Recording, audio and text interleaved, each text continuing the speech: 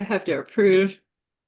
that we're gonna record this Yes. so I can use your likeness for nefarious things now. Okay. Yes. Welcome to this episode of Moose and Squirrel Quilters. Today, we're going to dive into the world of retreats. Both Penny and I run retreats, but the retreats that we do are a little bit different. So whether you have thought, do I want to have a retreat? Do I want to run one? We'll give you some ideas of things you need to think about. Or maybe you just like going to retreats and you want to learn a little bit about what the people are doing behind the scenes to make your retreat successful. So that's what we're going to talk about today.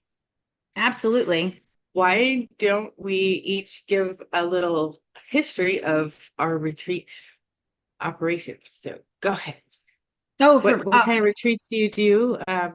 And how long you been doing it? All that good so stuff. I started doing retreats in 2021. I rented a place from it's called Retreat at Lake Gaston, which you too can rent if you want. It is in in that location is in Bracy, Virginia. We're all at Lake Gaston. I'm in North Carolina. So, briefly, we have a really long, skinny lake. It encompasses two states, or it is in two states and five counties. So, the retreat at Lake Gaston's in Bracy, Virginia. I'm in Littleton, North Carolina. We're on the same lake. Makes sense.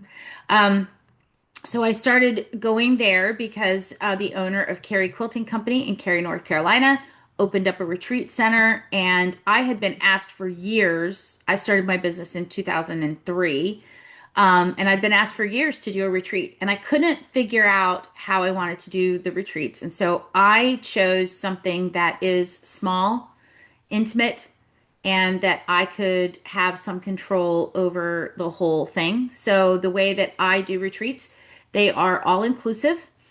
The you come to the location and I do all of the things. And that's very different. There's so many different types of retreats, but mine is a very specific type of retreat where you just show up with your sewing stuff and you don't do anything for yourself except sew well until you leave. And that's kind of how I wanted it. So I wanted to do the type of retreat that I would want to go to, which is I'm busy, and if I'm gonna pay the money to go to a retreat, I want everything done for me. I don't want to have to think about anything. I just want to sew, and I want somebody to call me to breakfast and call me to lunch and all that. So that's kind of the retreat that I built. And so you'll come here. Mine are 5 days. You come and I handle all the food and I do all the classes and provide you with all the stuff. The rulers are here, the tables are here, the irons are here, everything's done. And you just show up and have fun. And then I kick you out about 11:30 on a Sunday morning after you've eaten your breakfast. And I go, be gone. And then Oof. I used to rent that location. And so the timeline was around when I had to check in and check out. And we have brought that now. We own the retreat center. It is our home, and we host everybody here. And so we still adhere to the same rules because by, 11 o'clock on Sunday, I'd like my house back. And that's kind of how Yes. it works. So, what kind of retreats do you do, Terri? Well, mine are a little bit larger scale. So some of my retreats are just you work on your own projects. Some of them we have guest instructors that come in and teach a project, but I also do completely all inclusive. I'm all about rest, relaxation, pampering, no chores, no cooking, no nothing. We throw food at you regularly, and um, the sewing rooms are available 24 hours a day. And it's funny when I go to a venue and the owners aren't quite sure what quilt retreats are all about. It's like, well, somebody's in the room almost 24 hours a day. The night owls will stay up until 2, 3 in the morning. Then the early birds come in at, 4 or 5 in the morning. So somebody's in there almost all the time. But yes, everything is taken care of for you. Food, activities. I'm all about having fun. So we play a lot of games and little contest stuff during our long weekends. So, and I've been doing it for Oh gosh. Here in New Hampshire, I think this is year 14. And then I did it for a few years before that in California. So I've been at it for a while. So, what we should talk probably about what other kinds of retreats exist because there's lots of commercial. I mean, Missouri Star has a big commercial retreat center that I'm thinking Stitch in of. Heaven. Stitch in Heaven, that's the one I'm thinking of. So there's lots of different corporate run type retreats that are that's their sole purpose. They have a building that is completely dedicated to that. So yours you do usually in hotels or conference Yeah, or centers ends. Yep. that or ends. Mine is here. So our previous location, we had a total of nine, and it was a house. Here we do 12, so it's a smaller group, more intimate, all in the same house. But there are places that have like commercial retreat centers where they'll have a big classroom and maybe a kitchen, and then they have Mhm. beds. Some of them are rentable where you can Yep. rent it and host your own, where Retreat at Lake Gaston is that way. So whether you want to host a bunch of people or your friends, you and your friends want to get together and do it. And then there's you can just rent a house, an Airbnb, and go with your friends and Yep. make a plan. And then there are others that are really large conferences that take over big conference centers or big hotels designed for large conferences, and they do it that way. You know, if you want to go to a retreat, you have to think about what type of retreat you want to go on, whether you want Exactly. to do one with your friends and you want to handle the food, if you have special dietary needs or whatever, or if you just want to go and have everybody do everything for you, and Yep. then what kind of location, right? Yeah, I think the first thing when thinking about doing a retreat is the why. Um, why do you want to do this? It like you said, is it just you and some friends that want to get together and you need to find a place? Or do you want to do this as part of a business or starting a business and you need to make some money doing that? You know, so I think the why is the first step. And then What is your um, why, Terry? Why do you do retreats? retreats are a lot of fun. I love hosting retreats. I always have a good time, even though my step count for the weekend is astronomical. Usually over a 4 day weekend, I sleep maybe 10 hours over the whole 4 days. I don't sleep at all. But I have a blast. I love doing it. It's a lot of fun. And it's part of my business. I make money while I do it. So I Yeah. get to make money while having fun. So I'm on the same level. I enjoy hosting customers. I was asked for years to do it by customers who are loyal that or that want to take a class that isn't offered at their local spot. If you just had a place, we'll come. And so I yeah, started doing that. And what I found is I do love hosting them. I like to see people enjoying their time. And I think it's really fun in an intimate environment anyway if they bring a project, because I'm a designer and I have a lot of knowledge, even if I'm not teaching a class, I can work them through something that has they've been struggling with. So UFOs are yep, really popular because if you've got a project where you just can't seem to get through it, I help them with color while they're here, and I help them with tips and tricks, and we lay some things out. Sometimes it just is organization or planning and all that. And so I loved that they can come here and relax. And it's kind of for me like a gift to my audience back, yeah, where they can come and spend a few days with us. And they do love it. And they do love that it's our home, even though that may sound weird. When they come here, they're strangers, but we treat them like family while they're here. So my absolutely. children will come in and out. They'll get to meet my kids. That my husband's here, we call him maintenance. So whenever something goes wrong, I go, let me get maintenance on that. And then I go Yep. find him somewhere. But he's here, he's working, he's in his office, and he comes out sometimes and he makes bread for the ladies, bakes fresh bread while he's here. And it's just part of our lifestyle to enjoy people and And visitors, to entertain. to entertain them and to have them, we have a beautiful place and I want other people to be able to enjoy it. So it's kind of our gift. Yeah. to everybody, and it's nice, and it is a lot of work, but Oh, it's a lot of I work. very much enjoy it, but it is a lot of work, and we will get into that part. Yes, it's a How lot much of work work. it is. Yeah. But it does So get easier as the years go by. You kind of get into a rhythm and you work out some of the kinks and details. Your first year is always tragic, but yeah, it is. Yeah, it's a lessons learned. So you just always want to remind everybody, this is the first time, so yeah, it's like I said guinea pig to my AI agent, and he reminded me that that we need to change that to focus group. So yes, there you go. your Yeah, first it's group, a little your nicer. right, your first group of guests is your focus group that you Yes, need to have when you're doing something like that. So, so anyway, why about if you're going to visit a retreat, then we'll kind of go through like if you're going to run one, what they're like, and that'll give the people who want to go to one an understanding of the different types of retreats, I think right. that are run. Yeah, So you mentioned, so starting with your why. So for someone running a retreat, your why might be just getting together with your friends. Maybe you're the yeah. So organizer in the group. right, you could be the organizer. You just get your friends and find a place to be, whether it be an Airbnb or um, an official retreat center. There are ones like you that they're a house, and like your Lake Gaston ones. There's plenty of those around the country that you can rent, and then you have to think about, how's everybody going to eat. So you need to work out some um, menu planning and who's going to make what. And so it's a fun weekend for everyone, that someone is not burdened with strapping on the apron and being in the kitchen all day while everybody else has fun.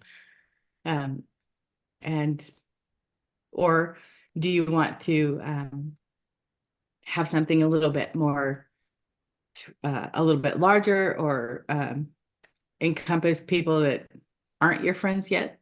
Because they will be Yeah, before exactly. Exactly. before you get done. But think about the structure of what you want. Why do you want to do this?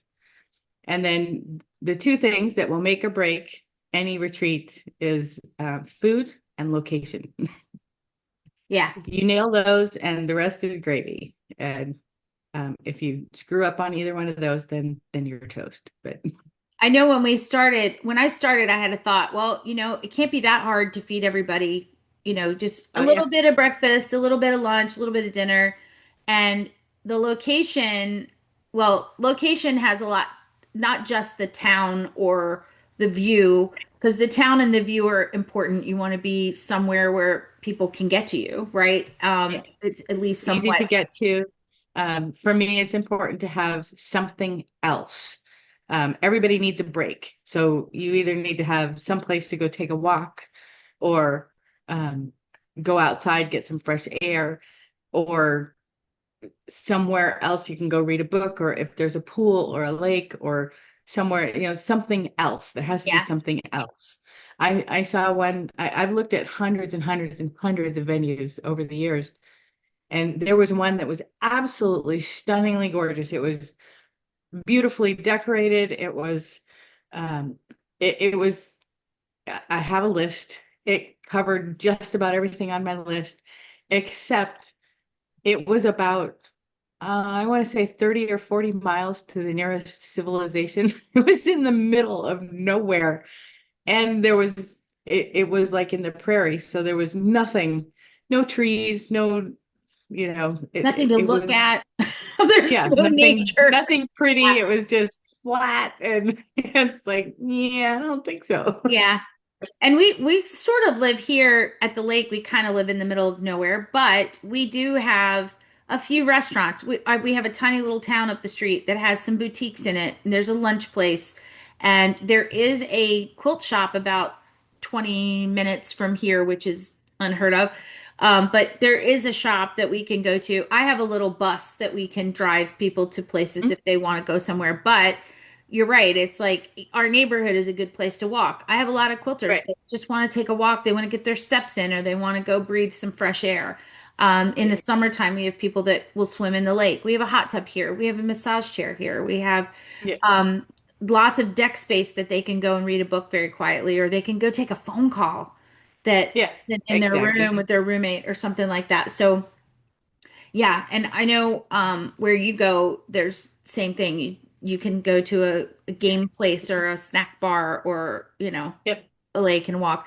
So it's a great thing to think about in your location. Also proximity to airports and things like that, because I have a lot of quilters that fly in.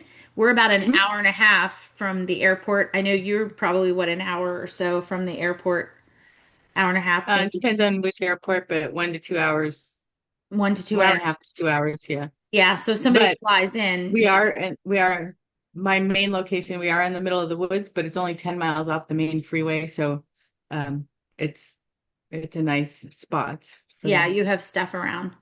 And then as far as food goes, when I first started, I thought, okay, well, having been to retreats and everything and been to hotels and stuff like that, breakfast is kind of easy. You just kind of put some stuff out and they will pick through it. And if you think about a hotel food bar, if they have some fresh fruit and they have some bagels or some toast and they have some, maybe They may have yogurt. scrambled eggs or Yeah, something like sausage or that. bacon. I started with just having things be just, we had oatmeals here, we had some individual cereals here. We just thought about it as like, the hotel free breakfast when you come out. And then Mhm. I did have a lady probably 4 or 5 retreats in that said, I wish there was something hot. So then I went Yes. to having quiche for somebody, and so we make adjustments as they go based on, is that just one person that asked or is it multiple people that Right. asked? So we do things like that. But when I first started, I was up at a different place and location, and I thought, I can do lunch would be easy to put out because it's a salad and a soup and a sandwich or something like that, and breakfast would be easy. But what about dinner? I know I'll hire a caterer. And then what I found out was the catering was a little bit expensive, and I had to stop what I was doing and drive to the caterers, and I had to be at the caterers before they closed to pick up. Well, the caterer was a 20-minute drive because Yeah. it's at the lake. So that was 40 minutes out of the way. Plus, when I brought it back, it still needed to be reheated because now it's cold and I had to pick it Yeah. up, but I didn't have a way to transport it. And so at that point, I think it was the first time I ran the retreat the first time with a caterer, and the second time I'm like, I can make this food in the Yeah. same amount of time that it would take me to go get it, and I can now manage the time by myself. I don't have to worry about another person not meeting my needs. I can adjust based on dietary needs, and everything will still be hot. Yeah. And so I thought, well, I could cook for everybody. I know this makes Terri cringe because she's like, I'm not cooking for everybody. But my group was small. My group is small. So it is, Yeah. No, I can have up to 30 something people. So I'm not cooking for you're not 30 cooking for some 30 people. people. But we're at 12 capacity, so I cook for 14. When everybody's here, I cook for 14 people, which is like doing a Thanksgiving dinner every night for 4 or 5 nights straight. So it's work. Now think about that. And it's not just that, it's the dishes. I have to do Yeah. dishes all day. When you're done, you clean up for And the meal, you do dishes. it's amazing too. I mean, I have larger groups, but there's always the gluten-free person. There's allergies to this, that, or the other thing, and the lactose-free and the gluten-free and the um, all those. And it's like, how do you come up with a meal that covers everything? AI. It's I use yeah. AI. I do a series of recipes and then we make adjustments to those recipes Right. and to the menu. So I have like a whole kind of a caption of available things. And then of course, when everybody gets their preference sheet in and you realize, oh, great, I have two lactose-free people and a gluten-free and a vegetarian that you have to Yeah. handle. We make allowances. And honestly, what I find is quilters are really great. They're Yeah. so excited that you have anything for them to pick from that, if you go, look, I'm not good with vegetarian, so I've made one meal and you're eating it for 3 nights, they're like, great. Yes. As long as it tastes good, they're fine. As long as it tastes good, they're good. And I did, that's just kind of what you do. And Yeah. it works out and they're usually pretty good. And I think the hardest thing for me is getting them not to help me because Yeah. the idea here is that I want you to come and have a good Yeah. time. You're supposed to be having You're supposed to be resting, having having fun. fun. And if you want to come down into the kitchen while I'm cooking and grab a water or whatever, but they're like, can we clean up for you? Can we do? No, you Yeah. can't. And so it becomes a bit of a game, where Yeah. they say, well, don't you need any help? I don't. You're not allowed. Yeah. You can't. You have It's to leave against the your plate in rules. the sink like a teenager and walk away. And they're like, I can't. They get so like, I can't do this. It's so funny. But Yeah, I get the same thing. Even we have a restaurant in site or on site where they feed us, and they're like, just leave your stuff on the table and walk away. And the ladies are like, I need to put it I need to somewhere. I need to bust my table. I can't leave Yeah, it. I can't just leave it on the table. I have to Yeah. move it. So I didn't have a full retreat here this past weekend, but I had my mom and her friends, which my mom got a retreat for her birthday, and she brought five of her friends down, and her friends are like, we're doing the dishes. They would not quit. So I finally, they're just hanging out here. So I was like, okay, fine, you guys do the dishes. And then one day I got so tired I went to bed, forgot to run the dishwasher, and the next morning one of them came to unload the dishwasher and I got read the riot act that I didn't start the dishwasher. So and I was like, but I'll do no. I was putting dishes away and realized they were dirty. I mean, they were so much fun. But yeah, so it's it could be a challenge. We've got location and we've got food, right? So food, it can either be you're at a place that will feed you. You're at a place like you do where you do all the cooking for people. It may be that you want to sleep in your own bed type retreat. So people will go home at night so they can feed themselves at night. And then at lunch, if you have restaurants nearby, they can fend for themselves of whatever's available. So that's another kind of retreat. The come and go retreat. Yeah. Yeah, sleep in your own bed, whatever they want to call it. If it's local, yeah. Yep. Yep. Yeah, there are Um, places. I know there's like camps and things where you can rent your space, but then they have a workroom. So yeah, you actually you walk down like across a property to get to your retreat, which I don't know if I'd want to do that in the winter or in the yeah. rain. For location, I have a list. And let's see if I can run off the top of my head what the list is. So if there's multi-levels, it must have an elevator because a lot of people are older, or even if they're not older, you got your machine. People come with their chair. They come with all 49 different bags and boxes full of stuff. So um, if there is wherever the sleeping areas are and the work areas, they have to be connected. Yeah. I've looked at some beautiful locations that have like you said, a separate building, but then my ladies have to walk outside to get to their sleeping area. And if it's inclement weather or if it's late at night, I don't want them to have to do that. It So could be just dark, it's yeah, yeah. dangerous. Yeah. Or up here we have large critters that wander Large, around at like nighttime. So overhuman predators, I would call. yeah, yeah, we don't need them wandering around in the dark at night. We don't. Um, so what else? Good lighting. Oh, since I'm in New England, we have a lot of really old buildings. So I've looked at some neat places, but the electrical system is not set up to handle No. lots of irons and sewing machines and lots of electronic stuff. So you need to look at the electrical systems as well. That's something that so the retreat at Lake Gaston, what was interesting about them, they bought an older house, but what they did is the house is set up for quilters. So there's no living room furniture, it's just tables. and chairs.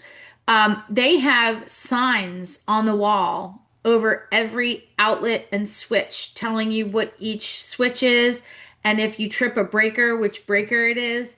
And then Yeah, they have a bookshelf in the living room where the tables are set up that has like actual commercial cords that you pull yeah, out and run, and it'll say A, B, C, D so that you know which breaker it's on.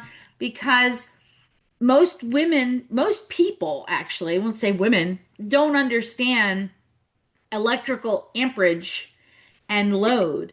And so if you have a 20 amp circuit and your iron takes 13, every time your iron automatically comes on, it's a surge. And that yeah, surge can cause a trip. So if you plug a bunch of sewing machines into it, you're yeah, overloading that particular circuit.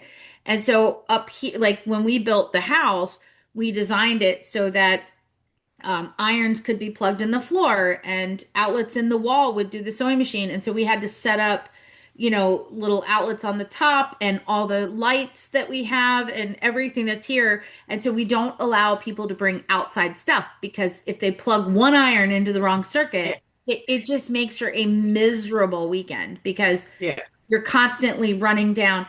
Um, and so that's a huge thing. So for even for an older house, if someone's converting it, it's yeah, great. But if you go and you go, oh, well, this is so great. We found a house that's big enough to house everybody, but there's no tables and there's no outlets near the tables. Now you have cord management and all of that. And lights are a big deal. So here we have a lot of light in this studio. It's nice and bright in here, but as we get older, our eyes get more sensitive to looking at shadows and stuff like that. So we have little lights at every table that are yeah. just provided. So you don't have to worry about bringing that, especially if you're flying. You don't have to bring your own light. You don't have to bring your own surge protector. It's all here. Plus, the daylight, it might be nice during the day, but at nighttime, it's very dark if Awful. they're sewing Yeah, at night. So, it's awful. I've come in before and some people were cutting at night and they saw my studio lights because my studio film place is set up by the cutting table and they have taken my studio lights and turned it turn on them and around. turned them around so they can see on the cutting table. I'm like, what is happening here? Sorry, that's what I guess. Or we couldn't see the lines on the ruler. And that it happened overnight because I go to bed at night and I Yeah, leave them all up here and they sew and they can sew 24/7. And like Terry said, yeah, even here we have a 3-story unit. We have an elevator because yeah, I don't want people carrying things up and down the stairs. I don't want them falling down the stairs in the middle of the night. They can just get in the elevator and go up and down once we get them yeah, in here. So, and it also makes it nice and easy for people who are older, who have mobility issues, that they can yeah. get around while they're here, which is, it makes it useful. So, It's not unheard of to have people with walkers and oxygen tanks and stuff that you have to cart around, and or they just had their knee done, and so they got the little knee scooter, and you want to make them have a comfortable time as well. yeah. Once you get to your location and your food set up, um, if you're doing it just as, hey, I want to have my girlfriends and let's have a weekend, that's pretty much all you need to think about. If you want to do it as part of a business and make some money, there are a whole bunch of other stuff that you want to think about. Well, Do you want to, like, how many people do you yeah, want to have? yeah. So How that, many people? you know, Um, how are you going to find your people if they're not um, your friends? And I've mentored a lot of people on starting their doing their retreats, and quite often they're like, "Well, I have all my quilting friends, so of course they'll come." No, no, they won't. When you start telling them you have to pay, then suddenly they're not as willing to they're pony doing up the and math. yeah, yeah. Well, just So here, if you're like, when you calculate here, we have the location, right? And it's my house. So do you pay per person for I don't pay a rental fee, but I still have right, insurance. I have you to have clean insurance. this whole house, and the cleaning fee is astronomical. It's probably I think per event it's probably close to $75 a person just to clean the property. Yep. Yeah. Meals, if you think about feeding somebody breakfast, lunch, and dinner every day, what does that run? Even if you calculated $10 per person per plate, Yeah. which is a challenge, right? If you did that, it's still $30 a day per person to feed everybody. You know, Right. there's time and gifts. Are you giving gifts away? And Yep. Do you have any swag? Do you have a guest instructor?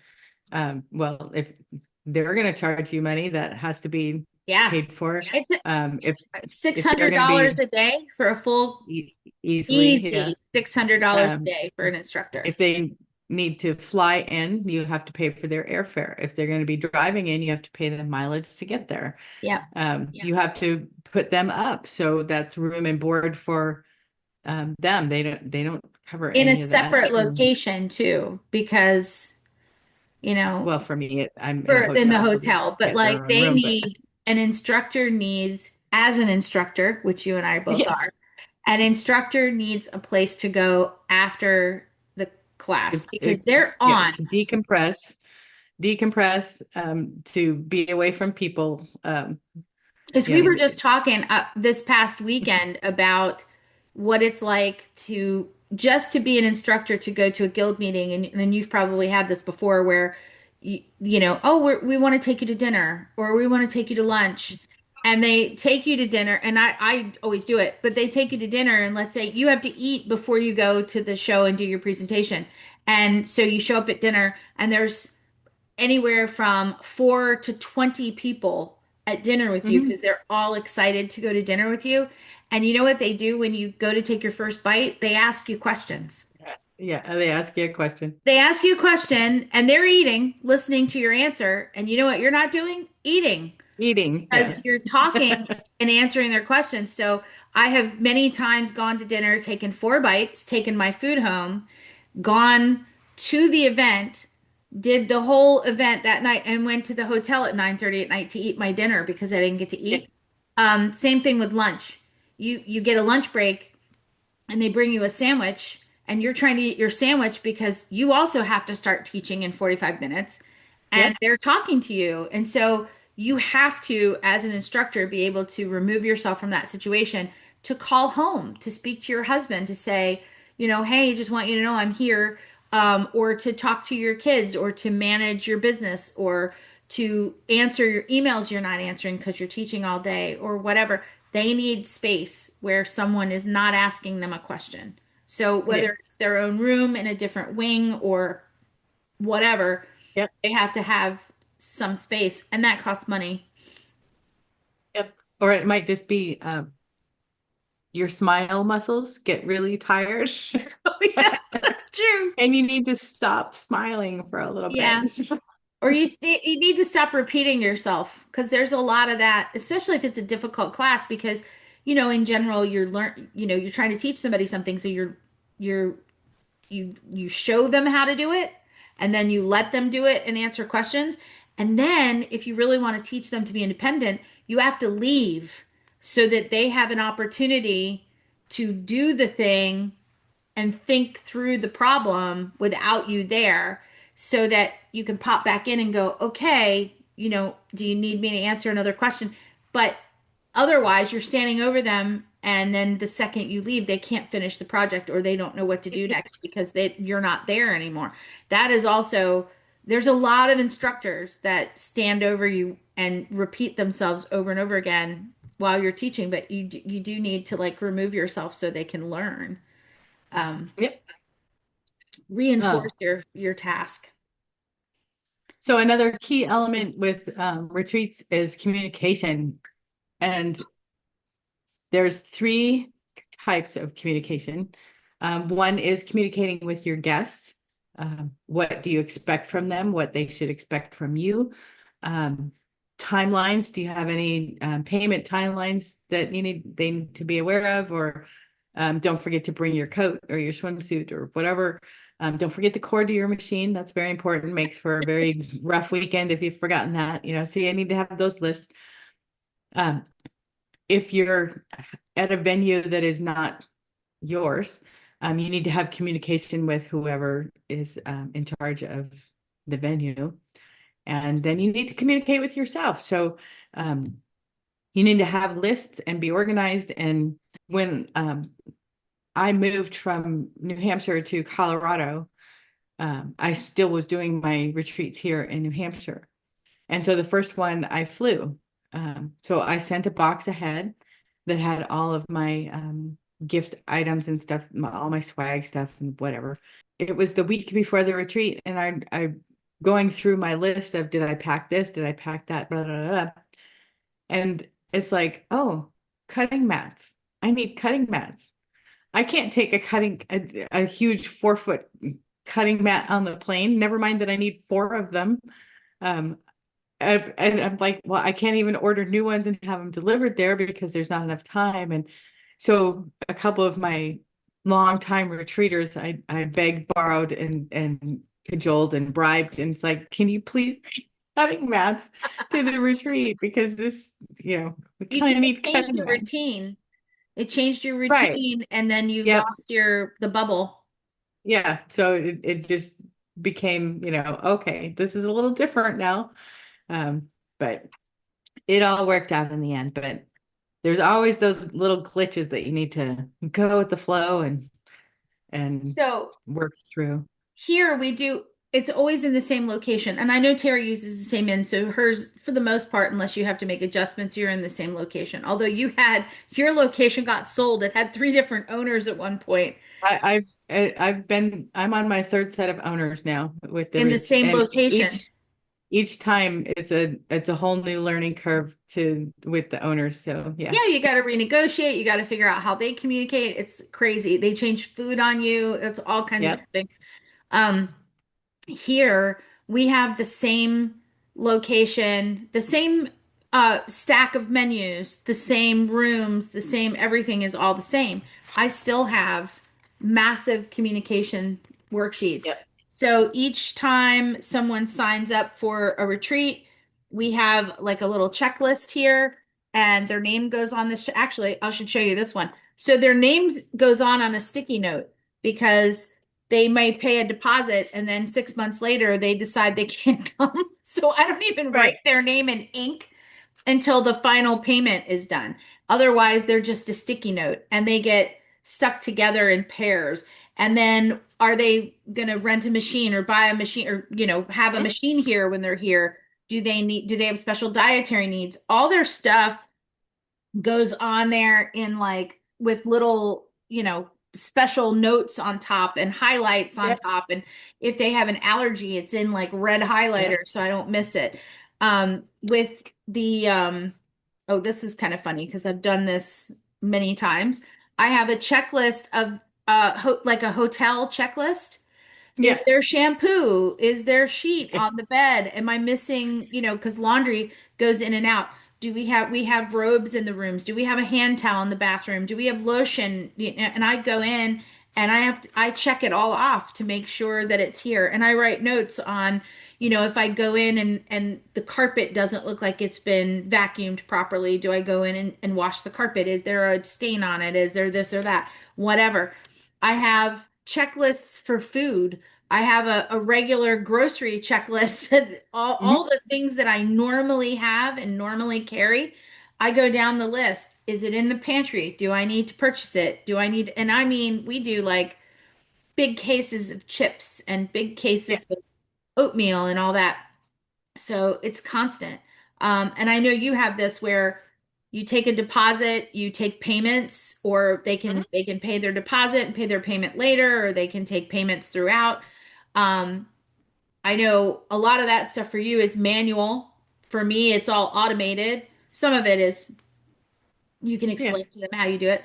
We have an automated system here. So you sign up, it sends you a contract and then I start sending out emails about 6 weeks out.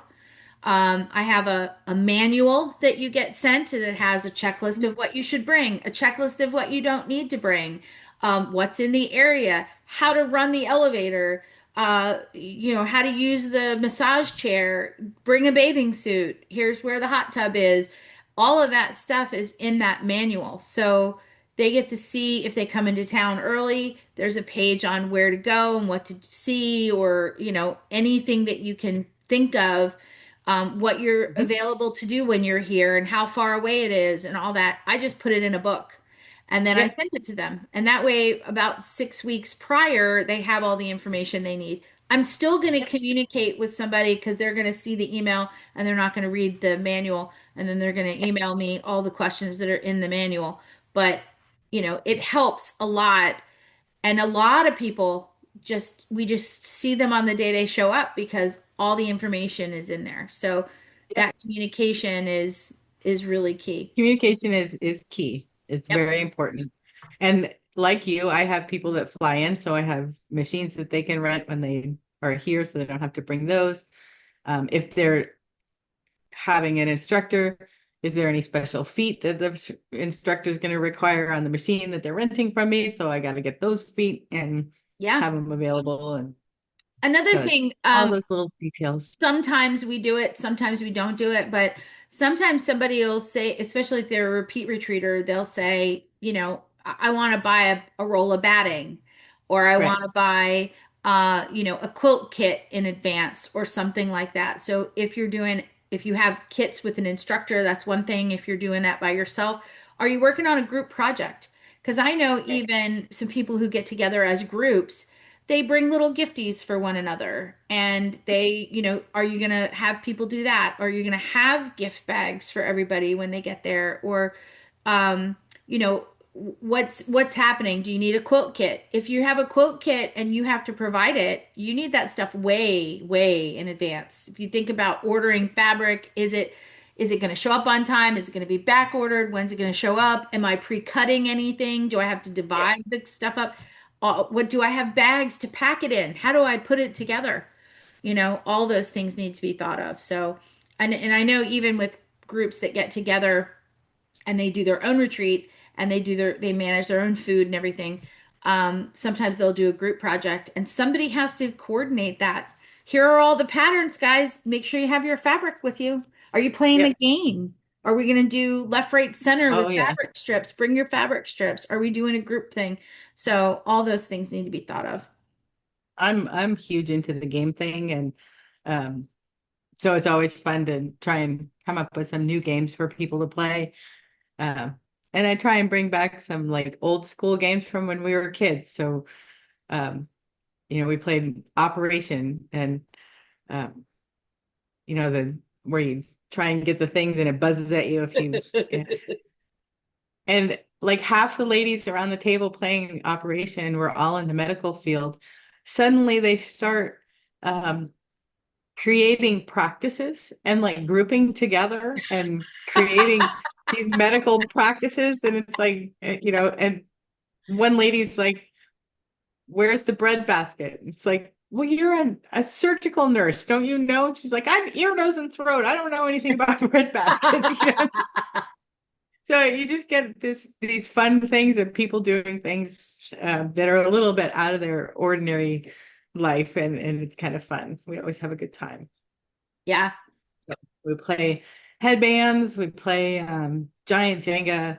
Um, I created a game, Quilter's Block Party, that's kind of a mashup between charades and Pictionary. So that's always a good fun time. So all kinds of fun. I like And to play it's really games. cool for, especially if you're going to have big groups. See, Terry has bigger groups. When you have 30 to 35 people, you wind up with all these little factions together. Yeah. People will come in a Oh, I two make sure to or, mix them all up. and she uses those games to mix them all up. And here we have like 12 people. So we sit at the same table at Right. dinner, and ours are less gamey and more discussions. So we Right. chat about different types of quilt places we've gone, and the ladies will talk about other retreats they've been on. Um, and I have a lot of singles that come to Yeah. my retreat because it's small and it's intimate, so they can make a friend. And I pair Yeah. them up with a roommate and maybe they become friends. I've had a lot of people that they exchange A email lot of addresses people. and then they meet here every Yeah. year and they didn't know each other We before that, which is kind of fun. we have one, I have one regular group. They're a mother and daughter, and they come from Oregon. So the first year they came, they were exploring New England, and so they both quilt, so they decided to do a quilt retreat during their time here in New England. This year will be their fourth year that they've come, I think. They keep coming back. And they're like, okay, well, we did this state last year, next year we're going to do that state while we're there. And so they've become friends with some of the other regulars, and it's kind of neat to watch. Yeah, last summer, I had a lady that came from Scotland and she Oh, flew in to North Carolina and she used the week before and after. She came for a long trip. And so she used a little bit of time beforehand to explore North Carolina. And then she came yep, and stayed here for a few days. And then she came and she left and went a couple more places before she got on a plane and went home. yep, And my funny story about her when she came, she had rented a car and she started to have a rental car problem. And so she had to call the rental car company, but she had to use one of those automated systems. So, say one or two, it couldn't understand her Scottish accent. So we spent 2 days. My husband sat with her and he took her car and contacted the rental company with her next to him and finally got humans and really fought with them because they were kind of giving her the runaround. And he's like, no, you're bringing her a car. And so she got to stay here and just have a nice time. And my husband had what I call the junkyard dog battle with her rental car company. And finally, on Saturday afternoon, a guy in a flatbed came and took her car and dropped off another car. And she said, I would never, I mean, you can imagine how difficult that would have been if she were just on her own. And so, we have a lot of people that come in and we have them that they fly in from other places and they just stay in a hotel near the airport and they come up and hang out and all that. But that was kind of fun. So you can turn it into a vacation. You can yep. come in, there's a shop hop in the area and, visit some shops if you want to. I've had a lot of groups that they're like friends. They've been friends for years, but they all live in different places. So they all come together for their time to spend with each other Yeah. for a long weekend, and then they go off to wherever they came from, and Yep. so our relatives. And some will come, they go to a different location every year and sometimes they show up at your place and they have such a good time, they decide, you know what, we're just going to come back here. And Yeah, that's yep. super nice. So, That's my mother and daughter from Oregon. It's like, we'll just pop in there, and like I said, this is I think it's their fourth year that they've been coming. So I think also when you do a retreat, you have to figure out this one's the hardest one for me, the what. So what are we doing when they're here? And are you gonna have a that's class? Are you gonna yes, teach it? Are you gonna have a guest instructor? yes, You're just gonna let them work on their own stuff? yep, Even if they work on their own stuff, they still need some kind of help. help, or who's going to be the go-to person to do that. Sure. Sure. So yeah, if we have retreats here, if we have UFO retreat, I try to give in between cooking and cleaning up everything. I try to give them like 6 hours of instruction a day. So 2 in the morning, 2 in the afternoon, 2 in the evening. And that way there's somebody here. Also, I know Terri does this. You have a store. They sew in the middle of my studio, which means that all of the fabric that's here is part of my online store. So you may be spending some of your time cutting orders because they Yep. brought fabric, but they didn't really like it, so they want to buy something else. Oh And, yeah, people will come with, like I said, they'll bring their chair, they'll bring 49 bags full of different projects and all this stuff, and yet they'll still be like, I don't want to work on any of this. So you have to have I some little kits I available. brought 49 projects. These are the things that are plaguing me in my life that I Yeah, can't finish. but I think I I'd don't want to do rather that. do yours, which is Yeah, why they're never finished because I yeah, just want to get that done. So yeah, I've had a yeah. lot. And I used to have a lady from Germany that would come and she came every time I had a retreat, she came and her whole purpose was to finish stuff. So she had Yeah, like one project she was starting, one project she needed to finish the blocks, one project she needed to assemble the blocks, one project she needed binding. And she would swap between the projects all weekend and she'd go home with like 6 things done. It was yeah. amazing. I have UFO camp where you just bring your own projects, and it's time to whittle down that UFO pile so it doesn't collapse Yeah. on you. And you get to earn tickets, and we have fun with the tickets later on. But for every completed project, you get to earn tickets, Yeah. and so we It's try and part of the encourage game. people to finish. Yeah. Yep, It's part part of of the the game. game. It's part of the game. So, yeah, there's all kinds of different things to do, ways to do it. So we talked about the who, we talked about the what, and the where, and the when. Oh, we didn't talk about the when. We didn't talk about the when. So there's um, obviously different seasons and different areas offer different things. There are times I will not do retreats, and that is right before major holidays because then it's hard to fill the spots. But Yeah. Well, if you yeah. want to do it as part of a business, how often do you want to do them? It like we've both said, it is a lot of work. It's a lot more work than people think. So you don't want to do them too often. I have one person that I mentored. She does them monthly. Every month she has a different retreat, and she has 40 something people at each time. So I um, I do mine are much smaller, but I do them regularly 6 times a year. And I will say, the challenge for me is, well, of course, there are certain months that are super popular and some months that are a little less popular. But all right. I have to look at the calendar and like, so we do ours, I do a winter in February. So I have to look at the calendar and see where the dates of the month fall. So if Mhm. there's ever any kind of weird like holiday weekend, maybe you want to utilize that holiday weekend, maybe you don't. Right. It kind of depends on the holiday.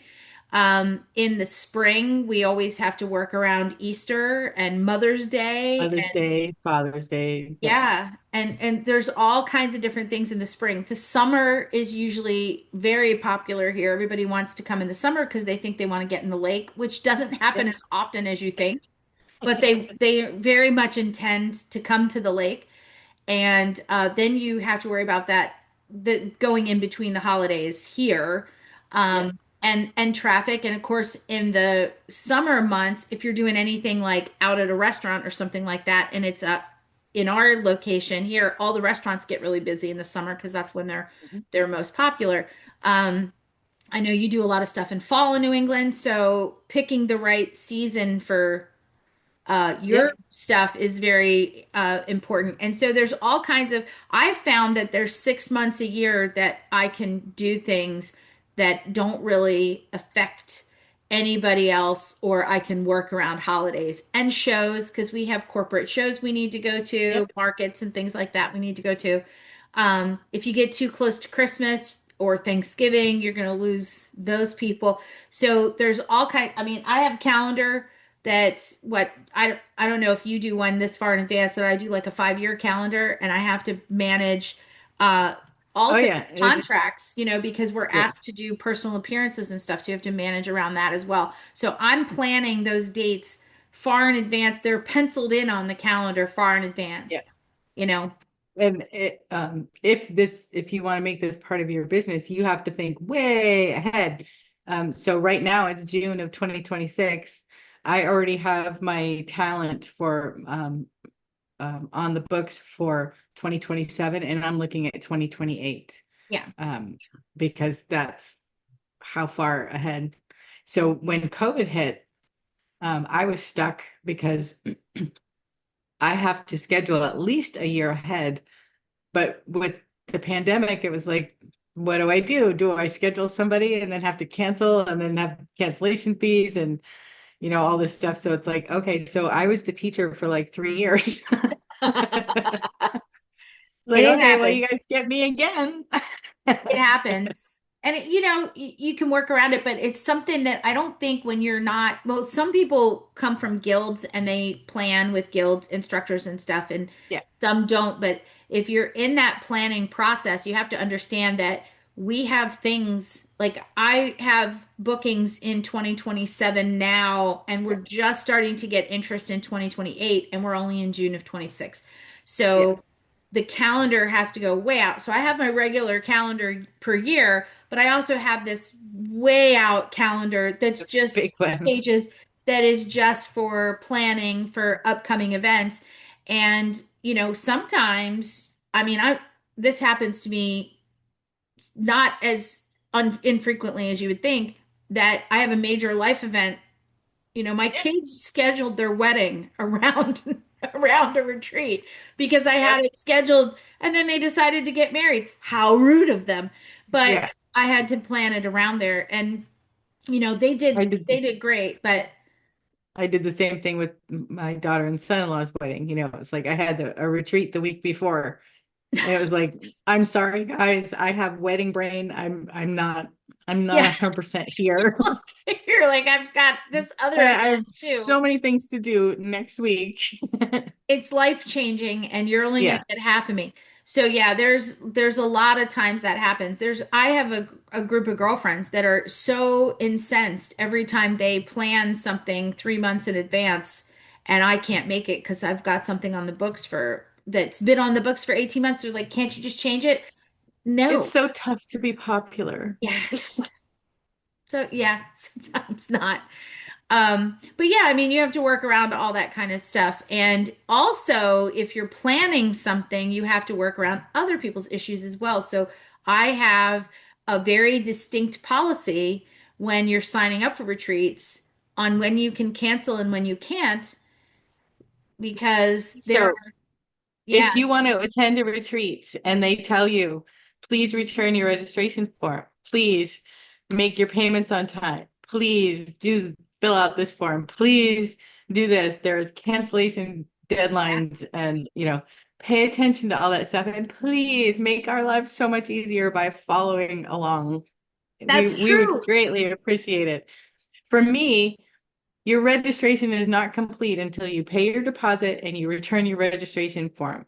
That triggers all the other stuff that comes afterwards. You Yeah, get invited to our private Facebook group, you get sent um, all kinds of stuff along the way, but that gets triggered by you doing those two things. And when you don't do those two things, and I have to email and call and beg and plead, it's like, please finish your registration. well, even so, we do, you can sign up with a deposit here, and I think your final payment isn't due until about 3 months or so in advance Mhm. here. So, and that's pretty short an amount of time where It I can don't know. be. Yeah, because if you're renting a space, this happened a lot with my previous location. If you're renting a space, I have to pay that fee whether you Yep. show up or not. So when it starts getting close to the date I have to pay, you have to pay so I can pay them. If Yep. if you don't pay, then I'm stuck with it costs me money, like Yeah. massive.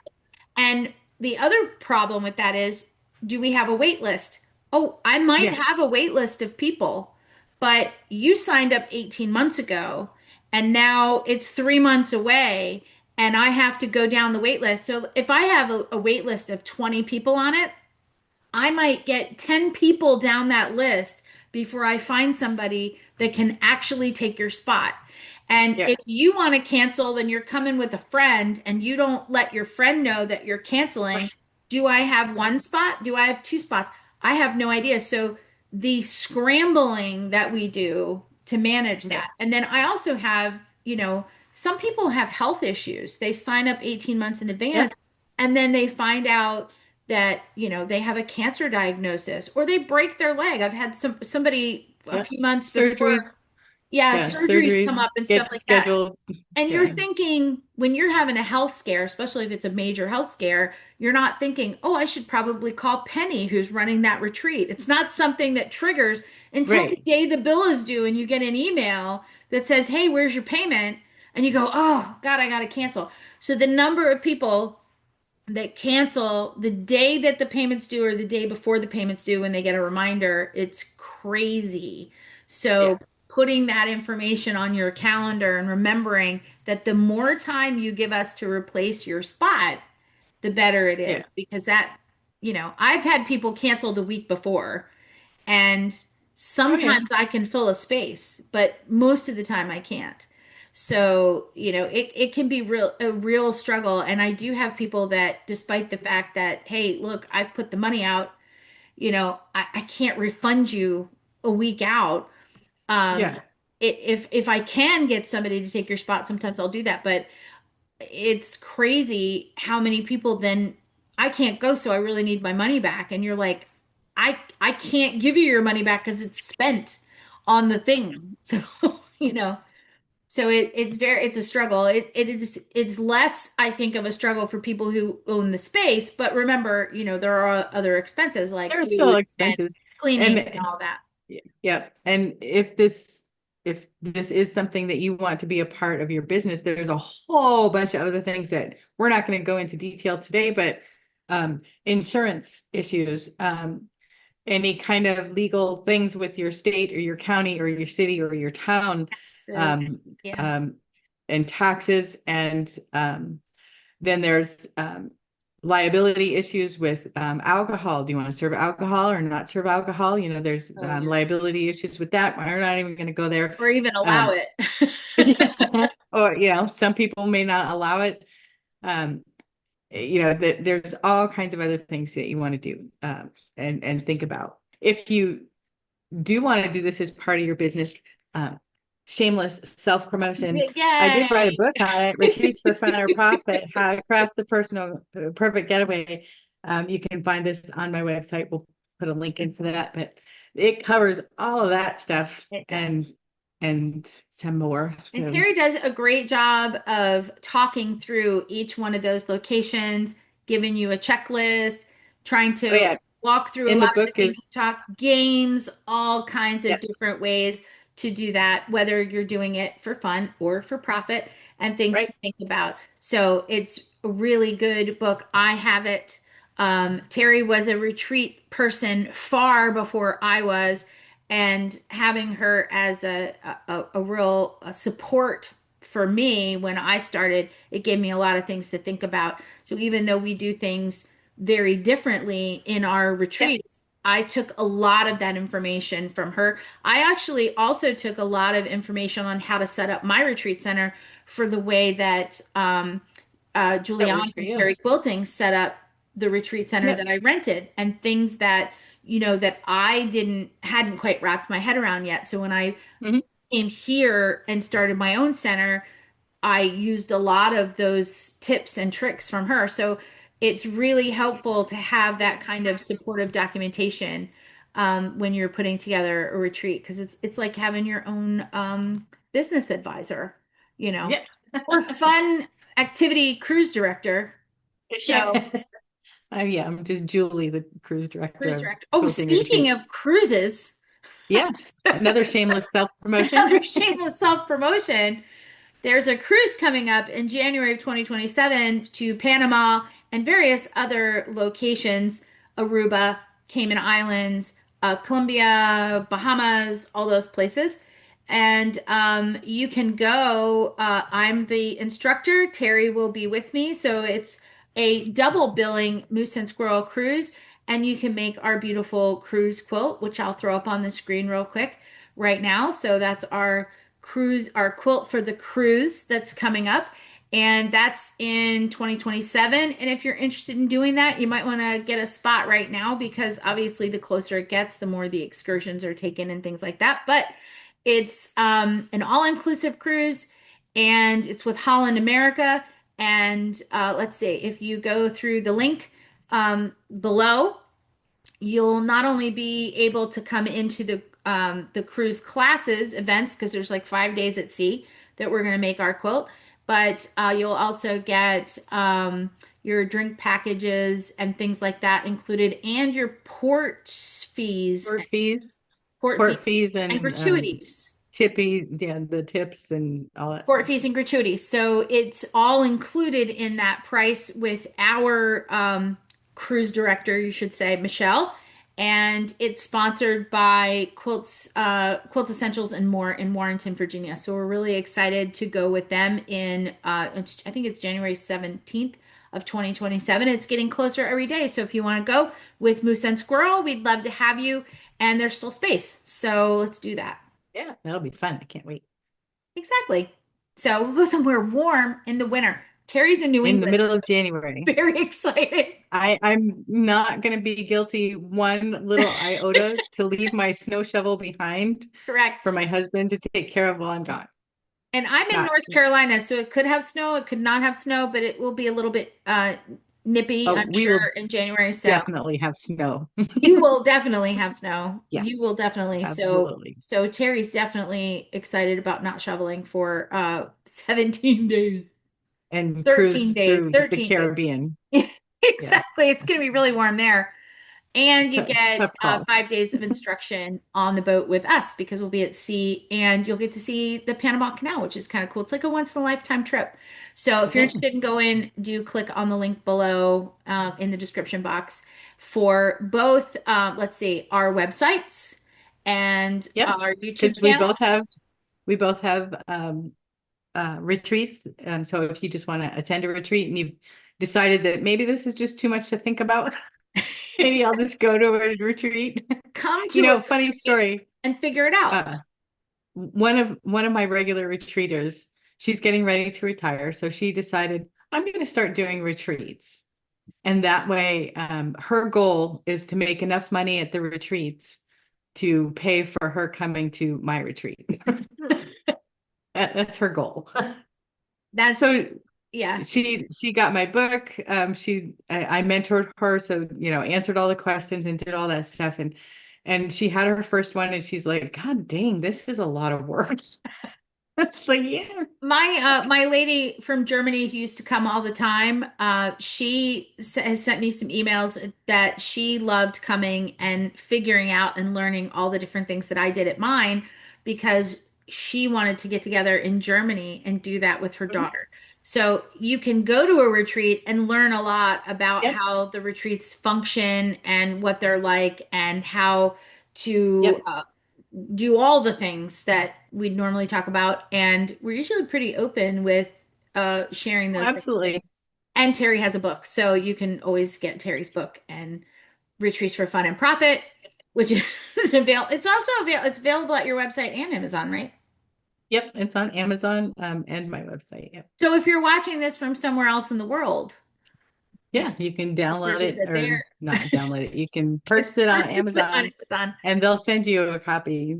That's correct. So in case you could be in Canada right now and you can save the shipping because you can get it through Amazon. Yeah, actually, when I get money that just rolls in from Amazon every now and then. But I get to see where it comes from. So it'll be Australia and Japan, and so my book is out there around the world. It's kind of cool It is, it's kind of fun. So we both have for the different websites, reasons. which we'll put Yep. links in the description box below. And we both have retreats that you can go to if that's something you're interested in doing. Terry has a book, and we have a cruise. And so we would love it to see you in any capacity that you want, even if it's online. Absolutely. Our YouTube channels will be on there as well, because Terry has some really Yep. fun YouTube. I have weekly YouTube. Terry has some really fun videos on her YouTube. So we're really excited. To see you on the web or wherever else Yep. you'd like to, whether it's in Or person or one not. of our retreats. Exactly. So thanks for joining us to talk all about retreats and you What are know, we doing next time? ooh, What next are we, time. Did we talk about I what we're don't doing know. next time? I don't No, think we I don't did think talk we about did. what we're doing next time. We'll We're be doing something fun. Yeah, we'll be doing something fun. Maybe we'll have a guest. Who knows? I don't know. It might not be a Yeah. guest. We don't know. We're going to talk about maybe we'll talk about things that go wrong in Oh, quilting. that That could, might be fun. That might be that fun. never I just told somebody the other day, I don't use a seam ripper. I'm a professional. I was seam ripping something yesterday. happens. You So you you jinxed it. I did. I did. I was being I was being cheeky. They You were asked to getting a borrow my little seam cocky ripper, there, and is I what you're. said, well, it's in really good working order because I don't use it very much. So, and that's what happened. So here I am. Anyway, well, thank you so much for joining us. And until next time, we'll see you See later. you later. Happy quilting.